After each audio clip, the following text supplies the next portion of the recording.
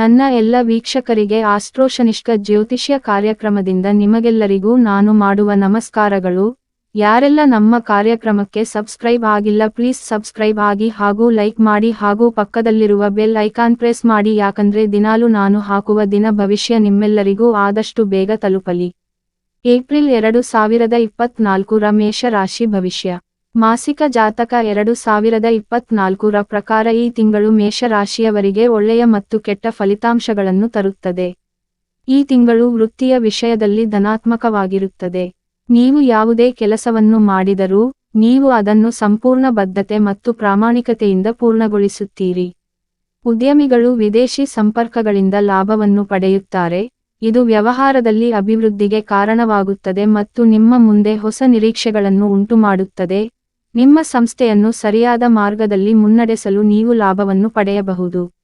ವಿದ್ಯಾರ್ಥಿಗಳ ಬಗ್ಗೆ ಈ ತಿಂಗಳು ನಿಮ್ಮ ಶಾಲಾ ಶಿಕ್ಷಣದಲ್ಲಿ ನೀವು ಹಲವಾರು ಸವಾಲುಗಳನ್ನು ಎದುರಿಸಬಹುದು.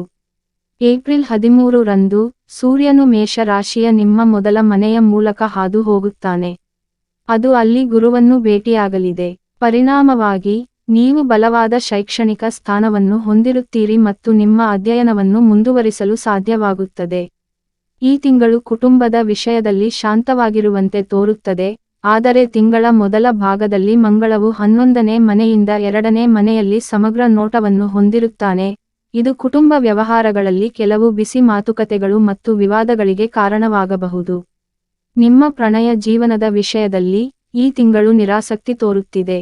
ಗುರು ಗ್ರಹವು 5ನೇ ಮತ್ತು 7ನೇ ಮನೆಗಳನ್ನು ನೋಡುವ ಮೂಲಕ ನಿಮ್ಮ ಪ್ರೇಮ ಜೀವನದಲ್ಲಿ ಪ್ರಮುಖ ಪಾತ್ರವನ್ನು ವಹಿಸುತ್ತದೆ, ಆದರೆ ವಿರುದ್ಧ ಸ್ವಭಾವದ ಗ್ರಹಗಳಾದ ಮಂಗಳ ಮತ್ತು ಶನಿ 11ನೇ ಮನೆಯಲ್ಲಿ ಕುಳಿತಿರುವುದು ತಿಂಗಳ ಆರಂಭದಿಂದ 5ನೇ ಮನೆಯನ್ನು ಬಾಧಿಸುತ್ತದೆ.